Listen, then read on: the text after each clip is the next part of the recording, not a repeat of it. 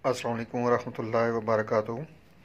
ये हमारा बना हुआ कोर्स है बूढ़ी गोलियों का। ये हमारे दवाखाना की बनी हुई टेबलेट्स हैं जो नहायत ही कीमती अज्जा का मरकब है।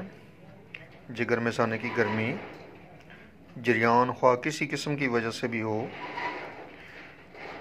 इसके अलावा ये इत्लाम के ऊपर काम करती हैं, सूरत इंजाल को दूर करके मुकम्मल इमसाक पैदा करती हैं, ज़कावत तेज़ के ऊपर काम करती हैं। और इसके अलावा जो लेसदार मादा आता है, चाहे वो पेशाब से पहले आए या बाद में आए या वक्त ख़ास के वक्त जब लेसदार कतरे शुरू हो जाते हैं ना आना, तो वहाँ पे भी इसका अल्हम्दुलिल्लाह बेहतरीन रिज़ल्ट है। इसके अलावा ये मनी को गाढ़ा करती हैं और जो कुदरती इमसाक होता है, टाइमिंग होती है, उसको ये बहाल करती हैं। बहुत ही मुनासिब कीमत है। एक माह के कोर्स की हम 1500 रुपये का देते हैं और एक माह के अंदर ही ये दवाई अपना आप मनवा लेती है।